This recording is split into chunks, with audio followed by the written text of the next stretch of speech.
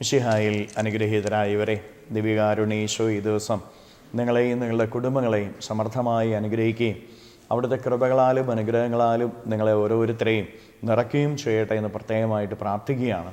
കർത്താവിൻ്റെ സംരക്ഷണവും സഹായവും ഈ ദിവസം മുഴുവനും നിങ്ങളുടെ കൂടെ ഉണ്ടായിരിക്കട്ടെ. കർത്താവ് നിങ്ങളെ സഹായിക്കട്ടെ. നിങ്ങൾക്ക് ഓരോരുത്തർക്കും വേണ്ടി പ്രാർത്ഥിക്കുകയാണ്.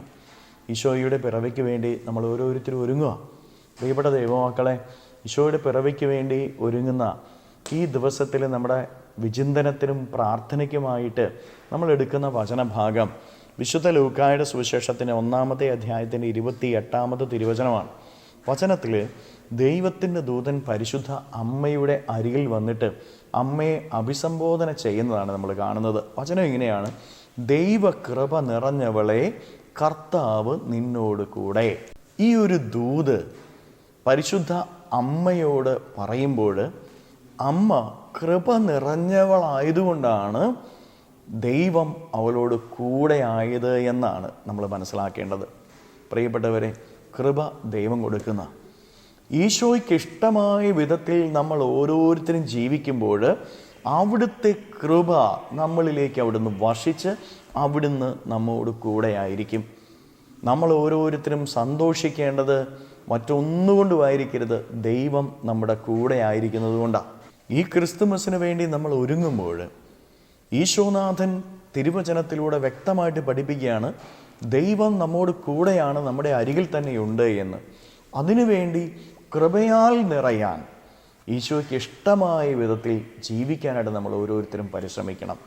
ദൈവം കൂടെയുള്ളത് കൊണ്ട് സന്തോഷിക്കുന്നവരായിട്ട് നമ്മൾ ഓരോരുത്തരും മാറും. നമ്മൾ ഓരോരുത്തരും ദൈവത്തിൻ്റെ കൂടെയാണോ? നമ്മൾ ജീവിക്കുന്നത് ദൈവത്തിൻ്റെ കൂടെയാണോ എന്ന് നമ്മൾ ഓരോരുത്തരും പരിശോധിച്ച് നോക്കണം. പ്രിയപ്പെട്ട ദൈവമക്കളെ, ദൈവത്തിൻ്റെ കൂടെ ജീവിക്കാൻ, അത് ദൈവത്തിന് ഇഷ്ടമായ വിധത്തിൽ ജീവിച്ച് ആ കൃപയെ സ്വീകരിക്കാൻ നമുക്ക് ഓരോരുത്തർക്കും സാധിക്കട്ടെ.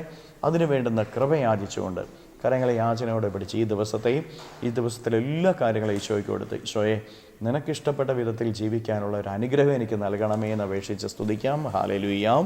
ഈശോയെ നന്ദി. ഹല്ലേലൂയാ, ഹല്ലേലൂയാ, ഹല്ലേലൂയാ, ഹല്ലേലൂയാ, ഹല്ലേലൂയാ, ഹല്ലേലൂയാ, ഹല്ലേലൂയാ, ഹല്ലേലൂയാ. കർത്താവായ ഈശോയെ, മക്കളെ ഓരോരുത്തരെയും സമർപ്പിക്കുന്നവരെ അനുഗ്രഹിക്കണമേ, ആശീർവദിക്കണമേ.